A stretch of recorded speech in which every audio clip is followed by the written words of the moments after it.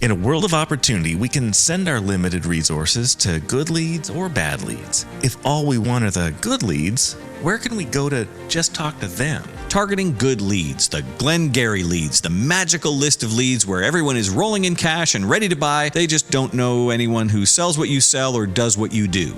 Is there such a list? Maybe. Budweiser advertises a lot on TV. Is that because that's where all the thirsty beer drinkers are? No. Are there tons of TV viewers who aren't even beer drinkers? Sure. But the medium still builds the brand very well among plenty of people who are the target. Reach that group with a relevant, compelling, memorable message, and you will have plenty of targeted leads. Targeting good leads is the most expensive way to market your business. You can't afford to spend good money showing Chris Torbay how good your geotechnical drill is. When people say fish where the fish are, what they really mean is,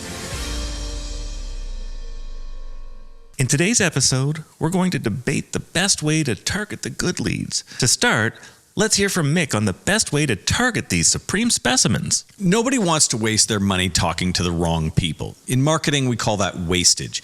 Premium brands understand wastage. You put an ad for a Rolex in a magazine, and you have to know that about 90% of the people who read that magazine can't afford a Rolex. So wastage is a real thing. And you need to understand how to reduce it. Ideally, you would not spend $1 transmitting your message to anyone who cannot afford what you sell or is otherwise not inclined to buy it. So that leads us to targeting. Targeting good leads, the Glengarry leads, the magical list of leads where everyone is rolling in cash and ready to buy. They just don't know anyone who sells what you sell or does what you do. Is there such a list? Maybe. One of my Wizard of Ads partners has a client that is in the private jet business. He buys them, sells them, charters them, leases them. If you want to take a citation jet from Regina, Saskatchewan to Palm Springs, I got a guy. That's right, private jets in Saskatchewan, Canada. This is a province the size of Texas, except it only has 1.2 million people in the whole freaking place. Now, how many of those 1.2 million people can afford to buy a private jet? The answer is not in the thousands. It's in the dozens. Can you effectively market your private jet business without targeting? No way. You can't use TV, radio, print, outdoor, too much wastage. And you can't use digital because there's no search intent. If they're not looking, you can't target them. No search intent means digital is a dead end too. So my partner bought the list. Expensive? Yes, but absolutely necessary. I feel bad for any business that is put in this position because targeting good leads is the most expensive way to market your business. If you sell industrial mining equipment, you sure as shit better target your leads. You can't afford to spend good money showing Chris Torbay how good your geotechnical drill is. There's like 50 people in the world who buy those, so you better be on a first-name basis with all 50 and target the hell out of each one. But remember, in our quest to not spend one dime on people who can't afford what we sell or are otherwise not inclined to buy, we can easily get distracted by the not one dime part. Reducing wastage to nothing is not actually achievable, and there's an intersection where the cost of a good lead is actually higher than the wastage it's supposed to prevent. So think of wastage as something you want to reduce, not eliminate, because as you get close to zero wastage, you're now paying a fortune to reach almost nobody, and that's not a good strategy. I'm lucky because most of my clients do not have such a narrow target. For the most part, they're looking for homeowners or adults 18 plus or women 30 and over. Now, that's a demographic that doesn't require a lot of targeting. You can reach those people by the thousands for just pennies using mass media, way cheaper than targeting. If you have a competitor who's trying to target leads when the demographic is homeowners, don't do anything to change his mind. He's going to spend himself into the ground. Let him do that.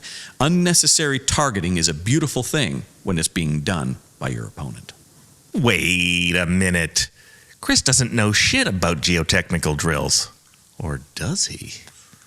He does know a thing or two about advertising, and I'm not sure whether to think more or less of him. Chris? The best way to get more targeted leads is to get more leads. Reach more people, become familiar to more people, be the brand more people think of first and like the best. From that vast pool, the right people will sort themselves out. There is no medium where people whose air conditioner just failed hang out. There is no medium where guys about to shop for an engagement ring hang out. Will they Google it at the last minute? Sure, but if that's your strategy, you've already lost. Budweiser advertises a lot on TV. Is that because that's where all the thirsty beer drinkers are? No. Are there tons of TV viewers who aren't even beer drinkers? Sure. But the medium still builds the brand very well among plenty of people who are the target. Reach that group with a relevant, compelling, memorable message, and you will have plenty of targeted leads. By all means, don't target badly. Don't advertise Budweiser during Saturday morning cartoons. Don't advertise Barbie dolls on a home renovation show or on one of those car fixer-upper shows. When people say fish where the fish are, what they really mean is don't fish where the fish are not. But that's only specific to a degree. It means fish in a lake, don't fish in a parking lot. But within the lake, the fish are everywhere. There isn't a secret spot where you can just drop your line and conk a fish on the head with your hook. You still have to fish, and it still takes time. Targeting the right audience by choosing the right show or the right medium can only be so effective. And audiences change. If you reach consumers who are not your specific target today, they may very well become your target tomorrow or a year from now. The fish swim around. The fish get bigger. The spot that was no luck yesterday could be full of fish tomorrow. My bigger question is, where did you get this impression that there actually was a way to only target your message to only the people who specifically need your product or service right now? Who the hell suggested that this would be possible if you were just a little bit smarter? Because that guy has set unrealistic expectations for how the universe works. Do you go into a bar hoping that inside there is one single girl who is exactly your type and has a thing for guys who are exactly like you, and you buy her one drink and she accepts and you propose marriage? No, no one expects that that is how the world works. Do you walk into a purse store and find them displaying one purse and it's exactly the one you wanted? No, they literally have hundreds of purses because they have no idea what you want and no idea what the hundreds of other people who come into the store might want. And that's the purse store. These guys totally know that vertical. Bloomingdale's has to do that with purses and underpants and pillowcases and coffee makers. Everybody is different. And the same people are different tomorrow. And criteria change and circumstances change. Stop thinking there's a perfect target and a perfect solution for that perfect target. There's bad targeting and there's good targeting. But good targeting only gets so good and it doesn't get any better. Be a great brand with a great offering and a memorable message. Be present enough that people will know you well and be likable enough that people will turn to you when the opportunity arises. But do all that broadly. The more successfully you do that broadly, the more hot, immediate targets you will reach. Fishing with a rod and reel at your favorite secret spot is fun, especially if what you really like doing is spending the entire day in the sun chatting with your buddy drinking beer. If you like catching fish, get a net and go into the ocean. Stay tuned. So this is normally when Ryan throws to himself, kind of a commercial within a show about commercials. And that's fine, we could let him do that. But really what you want to hear is me yelling at you. That's the reason you tune into the show. Sure, the conversations are fun and the insights are thought-provoking, but what you really want is cursing, and that's where I come in. I mean, I don't want to get all shit or get off the pot on you, but at the moment, Ryan's doing this whole, I'll give you 45 minutes of my time to help you narrow down your challenges and find a solution thing.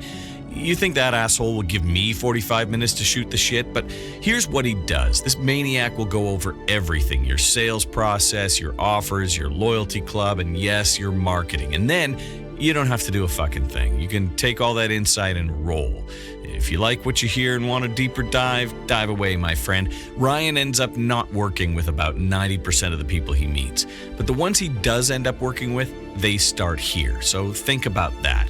He's got a whole web thingy where you can book an appointment. It's at wizardofads.services. Stupid address? You want to believe it. And I'd say that to his face. wizardofads.services. And now, let's get back to the stuff I really want to curse about. Shit!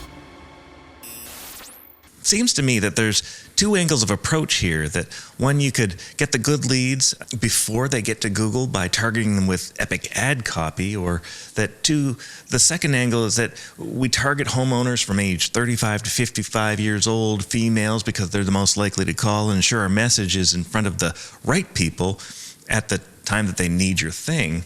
What's the best play here, guys? Well, I want to start by answering your question as asked. Who the hell told you that there's a way to target people? The answer originally was the Yellow Pages, right? They originally said, this is where people look when they're just about to buy. Do you want to talk to people who are just about to buy? Oh, yeah, that's exactly who I want. And more recently, the search engines are saying exactly the same thing. Yes. Come to spend your money with us because we have the people who are just about to buy. The part they don't mention is the people who are just about to buy who do not already have a preferred who are brand. completely clueless at that moment. And that's the part that we don't, that they never mention to you, is that they're only talking to people who don't have a preferred brand. The reason why people don't have to Google where to get a burger this afternoon is because a couple of burger ideas are already in their head. So if we today wanted to quickly grab some lunch, we wouldn't have to say burgers near us. We'd just go to frickin' Burger King or Mickey D's.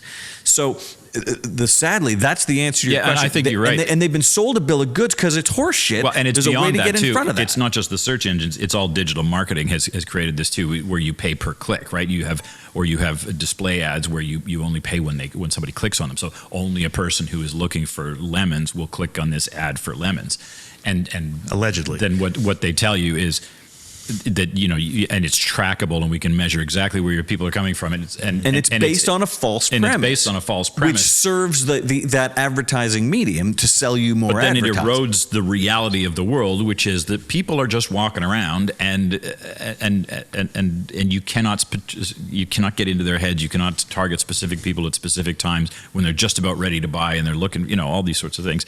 That's an unreasonable thing to think of. Yes. To think is possible. Well, I also think that to some degree, people will conclude that a good lead is somebody who bought, and a not so good lead is somebody who didn't buy. There are lots of good leads. Our clients run into this challenge all the time when their CSR is on a phone call, and they take a call, and then at the end of the call they have to say, did it close, did it not close, and there's another button, especially on Service Titan, says this was not a lead. And there's a lot of times when people will click on this, oh, no, that wasn't a lead. And then if you actually go and listen to that fucking call, oh, it was a lead, all right. It's just you didn't close it. Point. And you've now magically made your close rate get higher because everybody who calls you and doesn't buy wasn't a lead. Yeah, it should instead infer that I wasn't a salesperson capable of doing my job. At the end of the day, or any number of other things. I mean, absolutely. I'm a homeowner. If you want to advertise wallpaper to me this year, I'm not going to wallpaper anything in my home this year. I'm pretty sure about that. But will I in 3 years? In which case, I'm a lead. Eventually, I'm going to get to it. Am I a lead now? Am I going to close this week? If you're a better salesperson, am I going to close this week? No, everything's pretty much the way we want it. But in the future, there will be a time that I will close. In which case, I'm a lead now. If you're brand building. And that's it. And I think that there is a fundamental misunderstanding of what lead gen is and what branding is and what sales activation is. Now, we have to define our terms. We do. And I think that when we all communicate with the same language, that we'll have a much clearer path to how we construct our marketing. So in marketing, we have the brand awareness, and we have to say things that would attract a relational customers. Sales activation is going to attract the transactional customer, right? So we have to have both of those. About 40% of your business and home services should be focused in on the messaging around activation, right? Get somebody to try us out. Now, that doesn't mean discount necessarily, but it does mean to do a thing now. Find a reason to take them down the funnel. That's it. So it's about where they're on the funnel, in the funnel, and branding isn't at the top of the funnel. Branding is at the top, middle, and bottom of the funnel, and way past the funnel when we're trying to continue the relationship afterwards. Sales activation happens along the way for the things that we might be able to entice somebody to do, or to bring them in deeper into the funnel to do something with us in the first place. The missing piece of this equation is this ethereal thing called lead generation. The reality of it is that branding and sales activation are both lead generation activities. All of it is lead generation. Your truck wrap is lead generation. Your website, right? The uniforms that you wear, the performance that you have inside the customer's house, and the great work that you do, the warranty, all lead generation for the next time they just decide to work with you or not, right? Where the problem lies is the portal to which they transition from not a customer or a previous customer to buying something from you now, or at least giving you the opportunity to buy something right now, going from lead to prospect. For me, a lead to prospect is they've booked an appointment, they've shown up in your store, they have done a thing that has required them to take an action to transition from one state to another state. This is a portal. This is symbolic, but it's deeply important. Because when we recognize that it's not about lead gen, it's about capturing a lead or being present where the leads are when they need your thing, we're now talking about spending money on conversion presence or portal presence, having that ability to be able to quickly get the customer from not us to us, and then converting them into a prospect. And when we get them to prospect, it's our job in sales to get the thing done, which is going to be supported by the marketing, communication, and creativity that we started before we got to Google. Right? So if all you're spending your money on is the portal, why are they going to pick your door and reach for your doorknob versus the 400 other doorknobs that are sitting in front of them at the exact same spot? Right. But on the topic of targeting, what concerns me the most about the topic is that I think there's a lot of advertisers who say, well, I've only got a certain amount of money, so therefore I must target. And how shall I target? Right. And I would submit that if that is your starting place, you may have already made a mistake, because I would look at it in terms of, do I have to target or should I target? And what I want the answer to be is, you either don't have to target, or, oh crap, I have to target. Like, if you have to target, that's bad news for you, because it's expensive and it's fewer people. But I also wonder, like, it's a continuum, right? So, I mean, the example of the private jet, I think, was a great one. I mean, that one, yes, you've got no other choice. You've really got to do that. I think, generally speaking, it's a bit of a continuum, and like so many things, it's easy to get a bit better.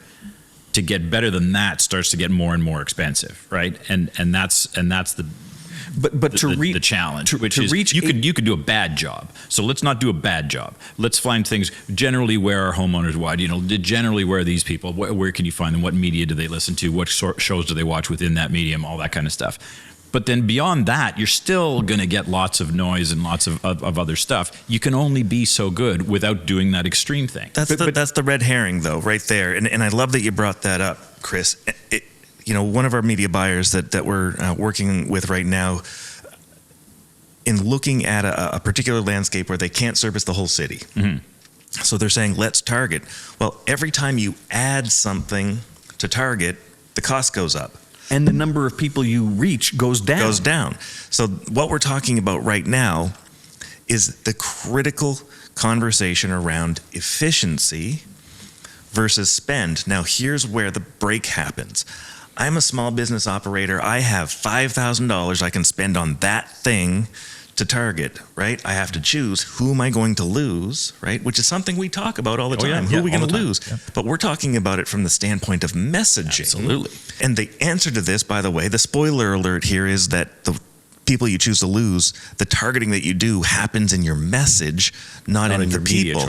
Yeah. But sometimes you got to choose the channel, and you've got to choose who to lose. I can't go on all of the radio stations. Yeah. I'm going to choose the most efficient buy possible. When I'm in that small part of the city where I can only do so much, I'm going to have to shrink it down and just talk to these people, but talk to them over and over and over again, right? So your budget is always a reflection of reach, not the frequency or message. Always invest in frequency and message properly, and targeting becomes more freeing as you get more money, right? But also the reason you're still going to have, so yeah, you're living within your means. You're targeting as many people as you can, or you're advertising to as many people as you can, right, given the means you have. It's targeting with its message. And what that means is there's a bunch of people in there who are not going to buy because the message is talking to a specific subset, even of that smaller group. Well, and that's where the problem lies when people say, hey, I'm going to target women 35 to 55, homeowners only, of a certain income with a college degree and 2 kids at home. All of a sudden, you've got this perfect little, 1,000 people you're going to talk to. And damn, is that expensive? And that's not only expensive, but absolutely ineffective. They also, they don't all want your product this week. Yeah, that's right. Their water right. heaters all work right now. Exactly. So what we're talking about here from a targeting standpoint is if you're looking at targeting for a budget, target the geography, target 18 plus. If it's social media, unless you're selling Barbie dolls, in which case maybe not 18 plus. Well, I mean, here's the interesting thing. I made that point about if you're selling Barbie dolls, don't put them on the Car Fixer Upper show. Well, guess who watches those Car Fixer Upper shows? Dads. Oh, they've got daughters. How many dads have got daughters? About 50% of them. Yeah. Well, so it's actually not bad. It's not great, right? But it's not like even within that. Well, you'd certainly be the only daughter toy that is advertised in that show, in which case you're going to stick out. People are going to remember it. So maybe it's not all that bad, actually. But the trick from that next step forward is you're in front of dads. Talk to dads and about how to make their little girls happy. There we go. Messaging. Targeting dads is the message that you're targeting. It's not the actual dad, right? We don't want to talk to all dads because there's going to be a whole bunch of people that aren't dads right now. But if you know what? If you run that ad and these people are 18 years or older, it has been scientifically proven. I don't know if you guys know about this yet or but not. 10 years later. It's like 10 years later, they're exactly 28 years old. Or in my case, 43 years later, they start having didn't say when they were going to become dad. Right. It's interesting. Mick makes the point about don't run a TV ad for geotechnical drills because there's only 500 guys who buy those. Have you ever because I have seen all 3 of these on like major network television. Have you ever seen an ad for General Electric or Bombardier or Siemens? Those are ads that are aimed at bond traders and corporate, corporations that might, airline CEOs, right? Things like that. And they'll run it during, the football game. Right. They'll run it where, and that's like 99.99999% wastage. Right.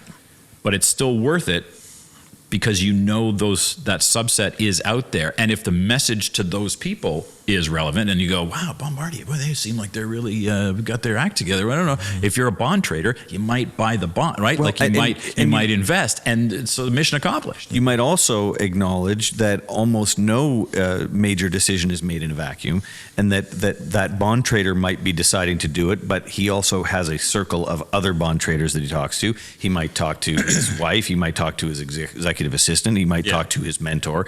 And in fact, every stage, the number gets a lot huger. Right. And suddenly, if everyone in America has a good feeling about General Electric, then all of the shareholders of this company might say, "Oh, I guess we're they're doing great things. Why don't we invest in them?" I certainly feel good about the General Electric engines on this airplane. And I guess that's sort of my point, which is whenever you try to get too specific about targeting, you go, "Are you sure your target's that small, or do you think your target's actually way bigger? Why don't you grab a lot of people and especially since it costs so little to reach millions of people, pan for gold in there, and finally, and you'll find that they were in there. You didn't see them initially when you scooped up the big fistful of dirt, but let's put some math on this thing. Let's put some math on this thing by talking about doing some targeting. Now, when we did this particular study, we had a couple of different things at play here. We had a measuring company that is producing absolutely astounding metrics for us. Just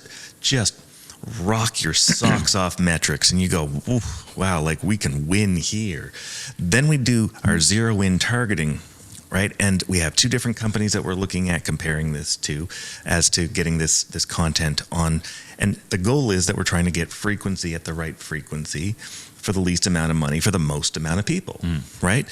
So in one instance where we removed all of the targeting, what we found was that we actually got down to about a $5 cost per 1,000 people talked to 3 times a week. Right. I'm paying $5 to talk to 1,000 people every week 3 times, right? Not too bad, right? Not the best. There's way more efficient buys than that. We have buys that are under $1, right? That do the same thing. Different markets, different strategies, different channels.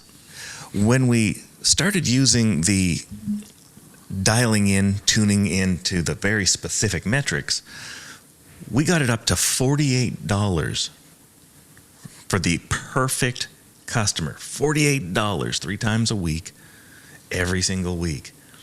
Now, do you want to spend $48 for 1,000 people, or do you want to spend $5 for those same 1,000 people?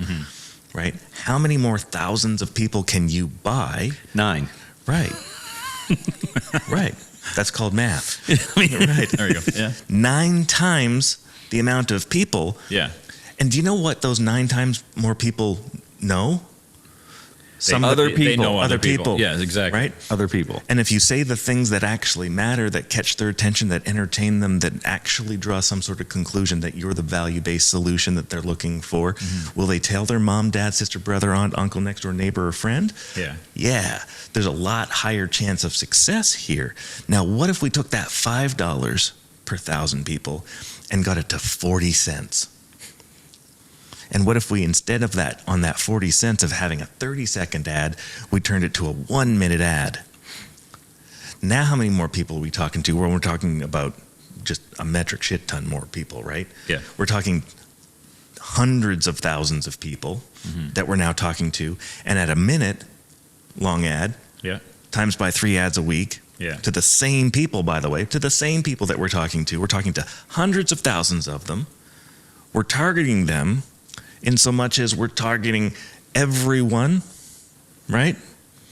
But we're now talking to basically your population. Yeah. We're doing it for a fraction of a penny, and we're talking to them for 2.5 hours Yes. a year. A year. Yeah. 2.5 hours a year. Can you imagine talking to 2.5 hours of clients a year? Now, they may not need the thing when they saw your ad.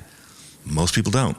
Yeah. But maybe they have a preferred brand now. Now they've got and a they're not preferred going to be brand, and 2 Googling years your from now- category. And that's Bingo. part of it is sometimes when you hear people talk about, oh, I wish I could target myself, it's because it comes from desperation, not from, right? They're not in a position to Desperation build their and- brand over years and say, why don't we become the market leader? They need a call tonight Well, so that their, yes. so that their truck doesn't sit around all day tomorrow. Well, and this is the Well, targeting, obsession. targeting is not the Right. cure to that. That's right. This isn't Field of Dreams. Just because you're on Google doesn't mean you're going to get chosen. Doesn't mean there's on any search Google, intent either. right? Yeah. And if you are, you're up against all of the people, all of them that have more money than you. Yeah. All of them, right? And they're going to outspend you. You will bleed out playing Unless you've that got game. the most money, which you probably don't. Right. And if you do, you're probably not dealing with us because you've been bought by private equity and you're doing the thing that you need to do. The things we're talking about here are not hypothetical because our clients expect us to make them market leaders. And this is exactly how we do it. Right. We're not holding shit back here. This is how we do it. We don't do it by targeting a fewer people for more money. We do it by targeting more people for less money. Right. And for the most part, our clients are not as narrow as the private jet guys where they have no choice but to target. And if you're in a business where more people knowing who you are, knowing why you matter, and knowing why you stand apart from your competitors, if that would help you, then that's the way to do it. Right. Do it the less expensive way, reach more people for less money instead of the other way around, which by definition is what you're doing when you're targeting. The rule of thumb is very simple. If you can buy a list, buy it. If you can't buy a list, do mass media. And I think where the biggest disconnect for people is like, I only have $5,000. I can't do radio or TV or anything else. Well, you probably can't do TV well, but you could definitely do radio well. Do you know that Depends you could on your town? If you're ready to service all of Tampa, all of Tampa, Florida, you can absolutely start targeting Tampa, Florida as a whole for $5,000 a month on radio. You will absolutely get a cult following of people that listen to that one station that you're going to get a real good deal on because you're going to have us figure out how to get you a real good deal and negotiate out that desperate station that was happy to put 40,000 people in front of you. It's going to be one of the worst stations on the radio. It's going to be one of the Won't worst. be the number one station, Yeah, that's for sure. 100% will not. But you know what it'll get you? It'll get you the right frequency with the right message in front of a small group of people that will start doing your thing. And do you know who they know?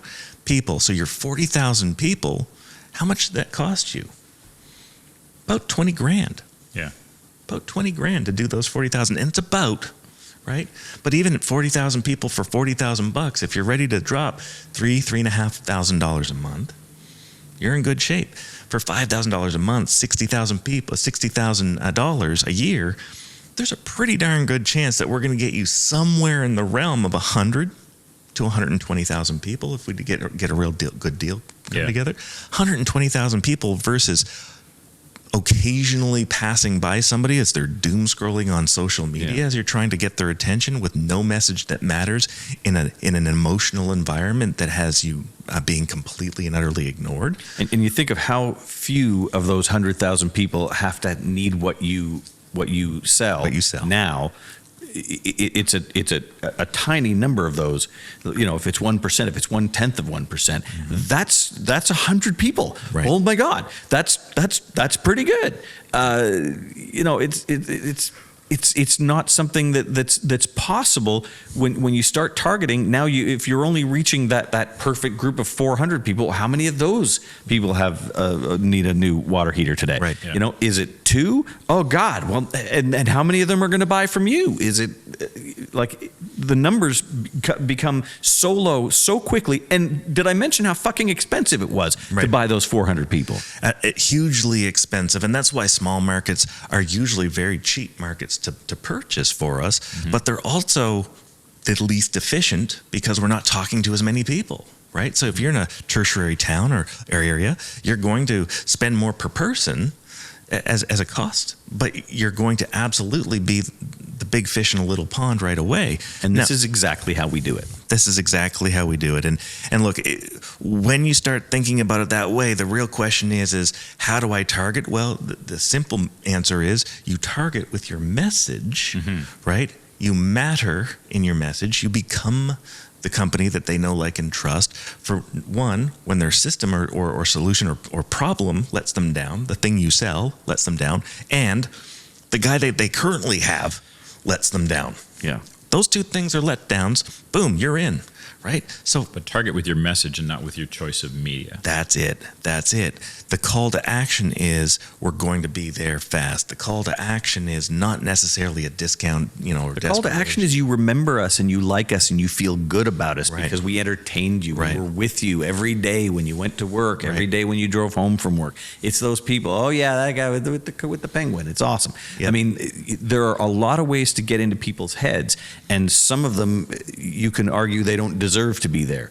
But it doesn't matter if you deserve to be there. If you've been with them and part of their daily routine, and you've done something that made them feel good, you told them a nice story, you entertained them, you made them giggle on the way home, that you will become remembered. It is absolutely predictably possible. Right. But that does require you saying something that resonates with them, that matters, that's what we call salient. That does mean that you have to say things that are going to bond you with the prospective clients. And it takes time. And it takes time. Be ready to have a relationship before the relationship even starts, right? Everyone's talking about relational selling and relationships, and no, it's about being relational, right? Remember that saying, only half your marketing is working, you just don't know which half? Let's help you with that. Book a free strategy session with Wizard Ryan Chute today at wizardofads.services. Yes, that's a URL. wizardofads.services. Now let's get back to the show. There's absolutely the truth between short-term and long-term.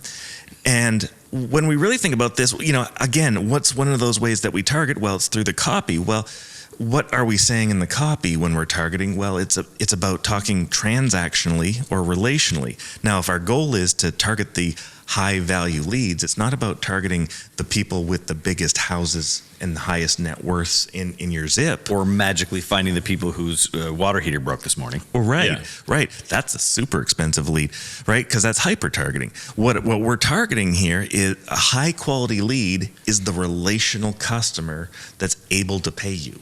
Right. Yes. That's and it. who will choose you as their preferred brand literally months before they need Months you. and months because they like the way you behave, what you stand for, the kind of the vibe you give off, right. and it may be that high end, high service, high touch thing. They know deep down that I bet you this guy's also not the cheapest, but they are identifying with that. They are attracted to that aspect of it way before the day their water heater actually craps Right. out. Right. So targeting happens in the relational disposition of your brand, not the transactional disposition. That's why you should have 40% of your messaging towards sales activation, which will diminish over time. That sales activation, those offers, those things, you should be asking people to buy stuff from you. Yes. 40% of the time. Yeah. Right? Somehow call to actions. Right? But we absolutely need to not be that impetuous teenager sticking their hand out begging for $200 every time they see you either. Because now you're creating this commodity-based transactional customer. And don't be surprised when that's exactly who you get. And that person and who wants a the discount. greatest brands, in fact, that percentage gets very, very low. Apple Right. virtually never is transactional, or the only urgency they have is the new ones here. But basically, they just make you really want one of those products. Yep. And one time a year And on then Black Friday, and they don't sell their target old people stock. whose phone just broke. I was gonna say they don't the- just target people whose phone is 4 years old. They continually. And the be only reason why themselves. they ever put something on sale is because the new one's there. well, because the new one is there. If they are actually that's a clearing the old one out. justification for lowering that Yeah. prices. You don't actually want that one anymore. Yeah. do you? But you will, Yeah. you'll find that brands like that, in fact, don't target at all. They say who they are, and the people find them. Yeah. Yeah. If you say that message with a wide enough, broad enough appeal, or a broad enough spectrum, you will appeal to the people that you're going to appeal to within that. Folks, this has been another episode of Advertising in America. If you like what you see, go ahead and smash that like button. Don't smash it. Hit Smash gently. it. Do it gently. Gently touch it. Just softly touch it with a loving caress. Go in and leave us a review. We'd love to hear you. We are happy to take your smack talk as well. Like, we love it all. Just give us some interaction. We want to hear from you. We want to know that we're connecting with you and you're feeling something. Till next time. Thank you for joining us on Advertising in America. We hope you enjoyed the show and captured a nugget of marketing magic. Want to hear more? Subscribe, leave a review, and share this podcast with your friends. Do you have questions or topics you want us to cover? Join us on our socials at Advertising in America. Want to spend your marketing budget better? Visit us at wizardofads.services to book your free strategy session with Wizard Ryan Chute today. Until next time, keep your ads enchanting and your audience captivated.